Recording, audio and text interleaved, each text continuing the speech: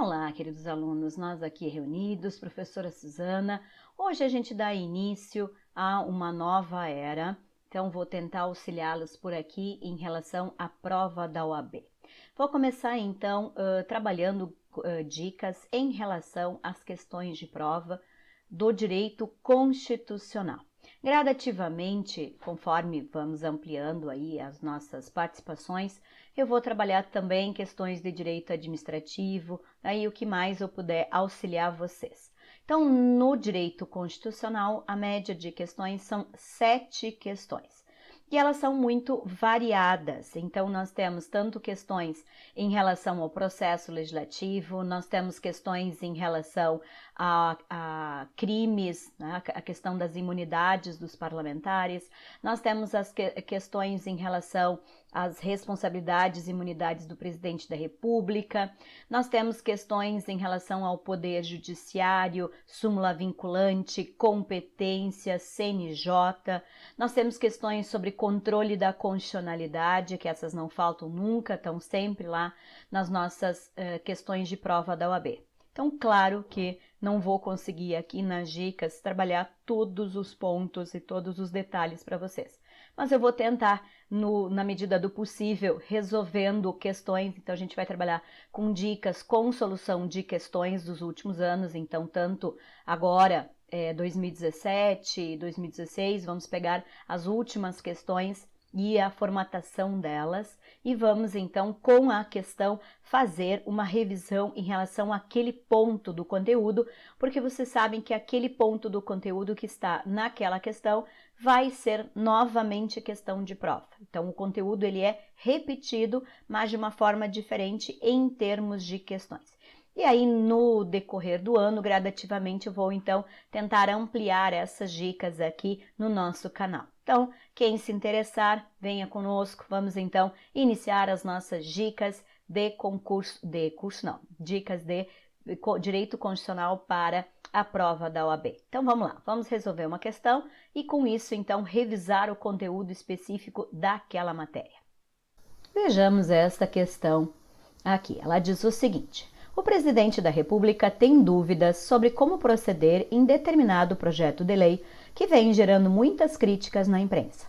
No 14º dia útil do prazo para sancionar ou vetar o referido projeto de lei, o chefe do Executivo consulta o advogado-geral da União para saber os efeitos jurídicos que adviriam do transcurso do prazo de 15 dias úteis sem a adoção de nenhuma providência expressa, simplesmente permanecendo silente. De acordo com a sistemática constitucional, essa situação implicaria. Então, reiteradamente, nós temos questões de prova que exigem o conhecimento de sanção, veto, promulgação. Então, vamos revisar esse conteúdo para que a gente possa resolver esta questão de prova.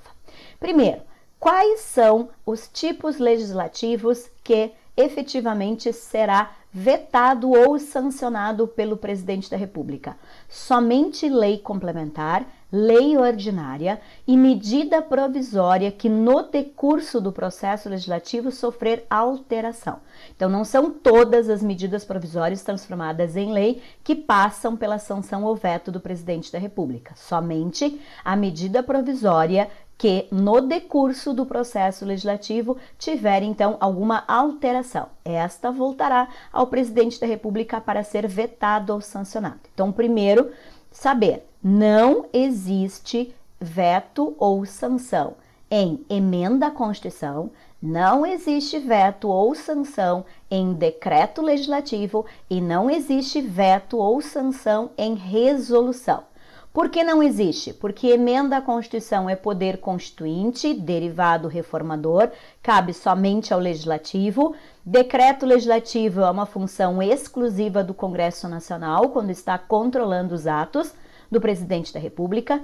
E resolução é uma competência privativa da Câmara ou do Senado, separadamente. Então, leis propriamente ditas que sofrem o controle do presidente da República, ou seja, o modelo de freios e contrapesos, são somente as leis ordinárias, as leis complementares e a medida provisória que é equiparada a uma lei ordinária, que é transformada então em lei ordinária e, portanto, caso seja alterada no decurso do processo legislativo, volta para o presidente para sanção ou veto, certo? Então, primeiro, essa lembrança. Segundo, qual é o prazo? O prazo é de 15 dias úteis a partir do momento que o presidente da República recebe para que ele possa, então, sancionar ou vetar. O sancionar é concordar com o projeto de lei. E se ele fica em silêncio, sem se manifestar no prazo de 15 dias úteis, nós temos então a chamada sanção tácita, quem cala consente, que é exatamente o que está sendo objeto desta questão aqui, por isso que a resposta é sanção tácita, tá? E vamos então continuar com o que vem depois da vírgula daqui a pouquinho. Então, o silêncio nesses 15 dias úteis do presidente da República é sinônimo de sanção tácita. Agora, o presidente também poderia vetar, e ele pode vetar totalmente ou pode vetar parcialmente o projeto de lei.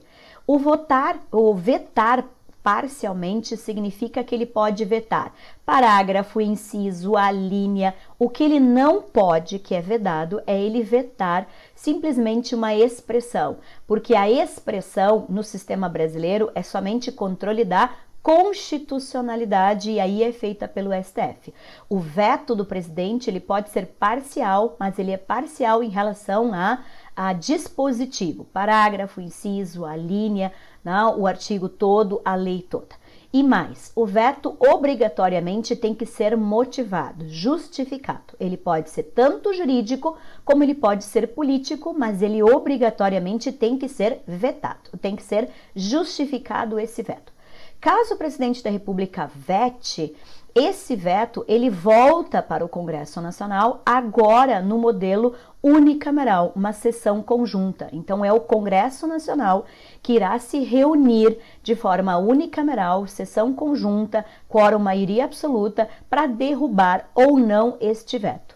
E quando o Congresso Nacional, então, estiver se manifestando e derrubar ou não este veto, o ato legislativo que ele está fazendo é um decreto legislativo, porque ele estará fazendo o controle dos atos do presidente da República.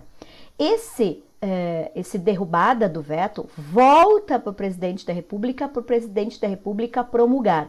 Por quê? Porque o ato de promulgação da lei ordinária, da lei complementar e da medida provisória, ela é de competência do presidente da República. Então, promulgação de leis cabe ao presidente da República. Portanto, mesmo que tenha havido veto e este veto tenha voltado para o Congresso Nacional para ser derrubado, voltará para o presidente da República para ele, então, promulgar. Caso ele não promulgue, aí sim volta a competência para o presidente do Senado o fazer. Cuidado, não é o presidente do Congresso Nacional, é o presidente do Senado que terá então a competência para promulgar caso haja a omissão por parte do presidente da República. Então, aqui está perguntando o que é que efetivamente vai acontecer se ele ficar em silêncio dentro deste prazo de 15 dias, né, sem se manifestar. Então, será igual a sanção tácita, porém, significa que ele continua tendo a responsabilidade pela promulgação desta lei e caso ele seja inerte em relação a esta promulgação, a competência então passa a ser do presidente do Senado. Por isso que aqui a resposta é a B. Vamos analisar cada uma das outras alternativas para verificar os detalhes que eles fazem em termos de confusões. Olha na A. Veto total, que ainda será apreciado em sessão conjunta das casas do Congresso Nacional. Então, o veto pode ser total, né? E ainda será apreciado, né, em sessão unicameral, sessão conjunta do Congresso Nacional. Só que isso não é o silêncio. C, sanção tácita. Ok. O que convalida eventual vício de iniciativa, ainda que da lei decorra aumento de despesa. Não existe com a sanção tácita convalidação do controle da constitucionalidade no sistema brasileiro, porque o controle no nosso sistema ele é feito pelo Poder Judiciário de forma posterior, de forma repressiva, através do sistema misto. Então, não é com a sanção tácita que vai ser convalidar nenhum tipo de falha, nem em termos de iniciativa e nem em termos de processo legislativo. E a D, veto parcial, que ainda será apreciado em sessão separada. Não, não é sessão separada. O veto, ele sempre vai ser analisado em sessão conjunta, sistema unicameral do Congresso Nacional, e vai ser pela maioria absoluta. Então, vejam, aqui é uma questão, na próxima prova virá alguma questão nesse sentido. Mas o que eles vão perguntar em termos de veto, sanção ou promulgação é a pergunta. Mas sempre tem alguma sistemática em relação ao veto, sanção e promulgação nos tipos legislativos. Espero que tenham gostado da dica de hoje, que é em relação à sanção, veto e promulgação dos atos legislativos feitos, então, pelo Presidente da República, tá? Nos acompanhem no nosso blog, né, no nosso canal no YouTube. Vamos estar também colocando algumas dicas lá no Face em relação a alguma coisa de mapas mentais e vamos então, na sequência, tentar auxiliar o máximo possível vocês. Encontro vocês no próximo vídeo com novas dicas de direito constitucional para a prova da OAB.